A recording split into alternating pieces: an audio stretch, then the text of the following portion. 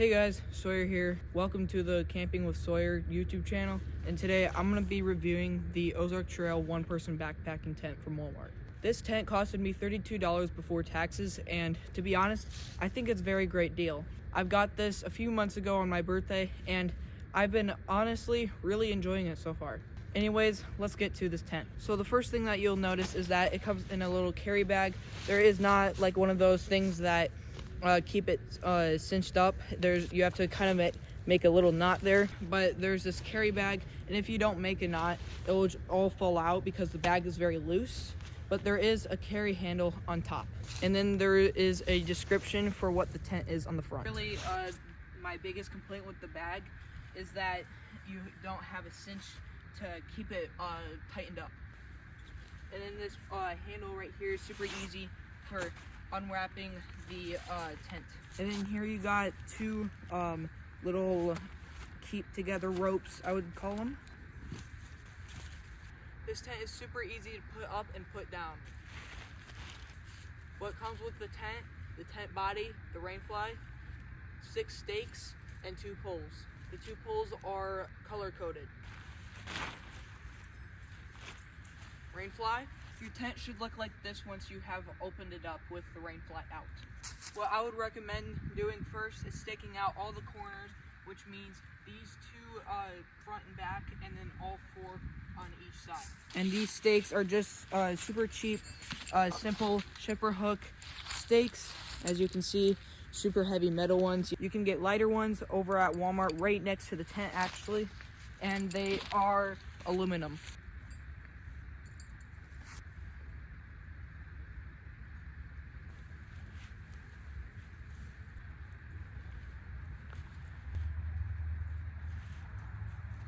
With these 2 front and back ones, you might want to adjust them a little bit here and there. Now that we have the tent completely staked out, we have the tent poles right here. And like I said, 1 gray, 1 red, they're both color coded. It doesn't really matter which one you do first. I always just do the red one first for absolutely no reason at all. And these poles are made out of fiberglass. And you know what fiberglass means? It means cheap. And then once you're done with setting the pole up, you just have these little toggle things right here that hook onto the pole. Now that you've got that done, just simply bring this one to the other side and do the same exact thing. Now grab your gray pole and repeat.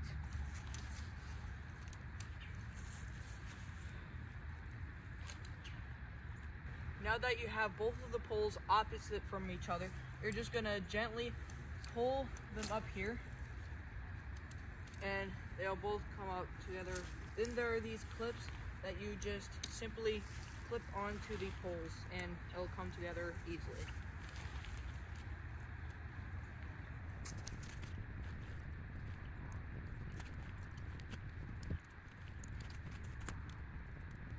And these clips are also color coded on the bottom right here to show which pole has the clips.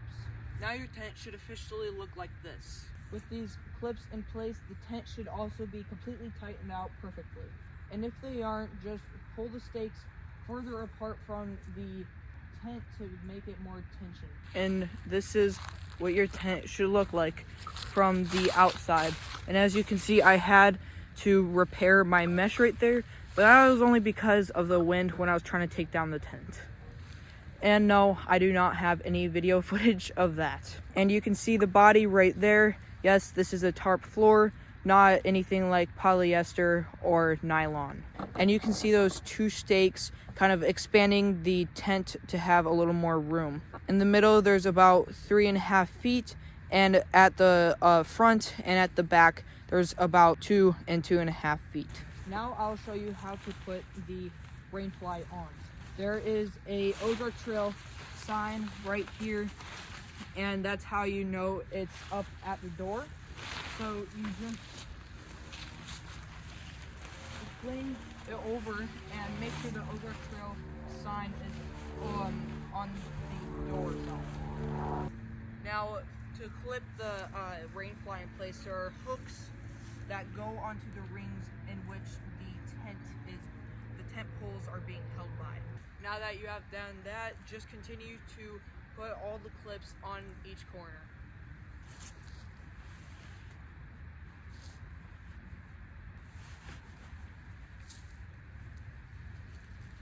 Now that you have all corners clipped in place, you just have these left. They are just little loops that go onto the stake right here that holds the tent, the front tent, a little more open. Now your tent should look like this. Your tent is fully set up, the Ozark Trail one-person backpacking tent, and to be honest, this tent, for me, has done everything that I needed it to. I've been in rain with it. I've been in extreme wind with it up to about 40 miles an hour, and it has withstanded everything. To be honest, I don't know how it would do above that because there are no guy out points, which is honestly kind of weird, but what do you expect? It's a $32 Walmart tent. Any good Walmart tent will withstand at least 20 miles an hour, in my opinion. Now let's talk about the specs of this Ozark Trail one-person backpacking tent. First, you do not have a rainbow door. Instead, you have one zipper right here and then the other opposite zipper going across. The tent weighs 4.1 pounds, and no, I haven't scaled it. It more feels a little bit heavier than that. So no, I would not recommend this for like a 3-day, 4-day backpacking trip. But I would recommend it for like a 2-mile, 4-mile, 1-day backpacking trip. But you would not have it inside of that bag right there.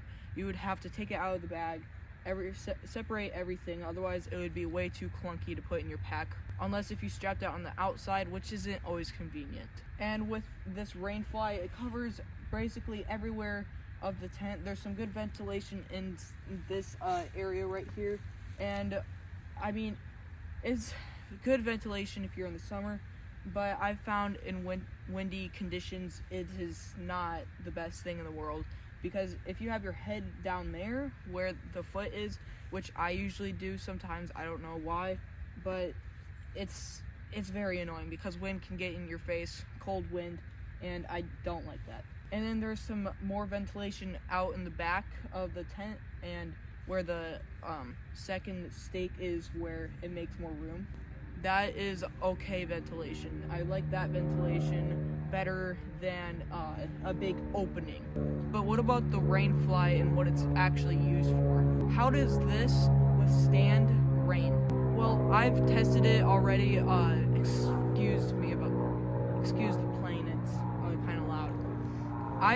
I've tested this in water that was about up to 2 inches of rain, and all night it rained, all night it was just wind and rain. Now, I woke up the next morning thinking it definitely leaked. No, this tent didn't leak one bit, which I was surprised because there's no seam sealed down here, which, I mean, is kind of weird for a tent to not have seam seal at the floor, because first of all, if you're in a muddy, puddly area, you're definitely going to get water in there if you don't have any seam seal. But you can always do that your own. It just will make the tent more expensive if you're really, really, really on a budget. Now, the quality of the tent overall, I think, is amazing for $32 before taxes, because, I mean, you get a fully waterproof tent, you get a pretty wide door, I would say, and I mean, the only part that I think they saved quite a bit of money was the tent poles. Those are fiberglass, and the pole connectors are on the outside, which would be very annoying if they had sleeves, but they don't. These tents do not have sleeves, they have clips instead, which is very useful when it comes to having the connectors on the outside of the pole. I have not had a problem with them splintering, but I know they would splinter under some winds up over 40 miles an hour. The tent was bending in quite a bit when it was going about 40 miles an hour, but it wasn't terrible. It was maybe bending in about 3 inches to 5 inches in, but I mean, what do you expect? They're fiberglass poles. Now, I know that some people do not like tarp floors because it's bulky, it's loud, and annoying. I find it very interesting when a tent has a tarp floor. Tarps, in my opinion, are generally more tough than like nylon, something like nylon, and I trust it enough. I trust the tarp floor enough to the point where I don't really think I need a durable ground sheet.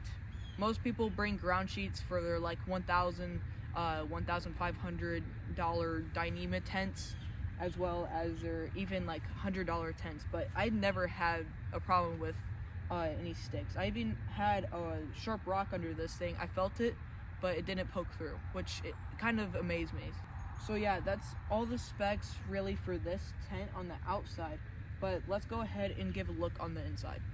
You can see here that there is a rain cover, which is useful even if the zipper is waterproof, which it is. That is an amazing thing to have. And then this just goes up here, and then there's another zipper down here.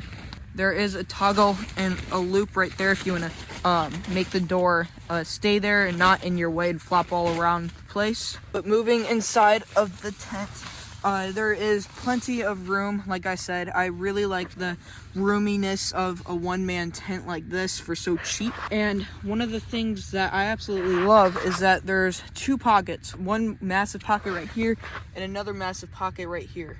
And what I was talking about is these spreaders. I'd call them spreaders. I don't know what you'd call them, but yeah, they just spread the tent out a little more in the middle, because this tent does not have a vestibule, so that just means that they could have just saved more money by not spreading it out. But I'm very glad that they made the decision to spread this out a little bit. That means that you don't have to leave your backpack outside, and instead you can bring it in here. Now, the tent is, I think, 7 feet or 7.5 feet. I'm not entirely sure, but definitely enough room for me. I can sleep in here. I'm 5'7". If I go all the way up right to the top, I still have about, I think that's 6 inches right there, if not 10 maybe. So there is definitely more than enough room in here to actually fit a person that's over 6'5".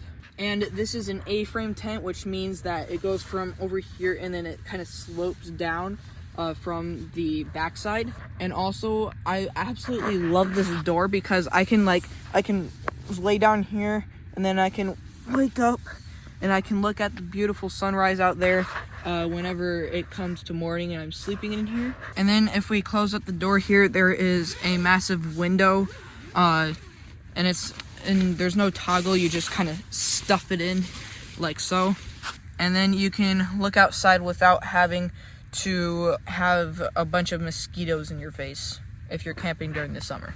Now, I will say this, the only con that I've really found that has to be like a major issue would be the seam sealing, and that's the only because there's no seam seal here, which really bugs me, because when I'm in sort of a muddy area, that means that there's going to be water in my tent, unless if I have a ground sheet, which adds extra weight. And there are also a few inconsistencies with the mesh, like right there and all right here. But I'm sure that's from me just trying to stuff it in the sack. But I know some of these, there's some inconsistencies. Inconsistencies? I don't know. You guys know what I'm talking about. Otherwise, there is seam seal everywhere, even on the door here. Seam seal, and there's seam seal all over on the rainfly where there are seams. And then right here, there's a little hook, so if you want a lantern, you can just hook a carabiner right there, and then you can have yourself a little light right there. I don't recommend it because I think that this tent is way too small to have it hanging anything, because I'll just hit your head and it'll be super annoying. So what I do is just put a light torch or a light, anything inside of that pocket right there, and it'll illuminate the whole tent. But yeah, this is the Ozark Trail one-person backpacking tent. And like I said, backpacking is a little bit of overstatement because if you're going on like a 3-day, 4-day hike, this would not work. But if you're going on a short 1 mile, even 4 mile, 1 day, maybe 2-day trip, this would work totally fine. It'd keep you through the night live, and it would keep you out of the elements, especially rain. I find that this tent is actually one of the most waterproof tents out there, with talking about Ozark Trail, which is actually surprising considering its price. But at 4.1 pounds, I don't recommend it really to backpackers that are on a budget. I get something from like Nature Hike, spend an extra $10, spend an extra 15, maybe 40, 50. This is why you invest in high quality gear, but for what I'm doing, this is perfectly fine. Now, the color, in my opinion, is not the best. I mean, this strikes me as a backyard tent, not a backpacking tent. So, I'd recommend colors like green, orange, but any of those colors, like just straight green and stuff, if you're a stealth camper and you want budget gear, you're gonna have to spend at least like $80 on a tent that's small enough, compact enough, and not too suspicious on the color. Because if you took this stealth camping, you would not be in a good position. But for the holidays, this is great. Because I mean, red, if this was green right here or blue, I know it would look ugly, but for the holidays it would be very funny. But that leads me to say happy holidays, and thank you for watching this video. I really appreciate you guys taking the time to watch this, and I hope this was a good review. If you want to give any tips or pointers on making these videos even better, that'd be great. I'm all open for it, and I'm always looking for ways to make my videos enhanced in quality, and yeah. But if you could do me a favor, and if you like this video, make sure to hit that like button and subscribe for me. It really helps out the channel. But that concludes this review for the tent. And to take down the tent, it's just basically the same exact thing all over again, and just in reverse. Super simple, super easy. You could just take out the stakes first. You can take off the rainfly first. You can do anything you want. But yeah, I'll see you guys on the next episode. Merry Christmas!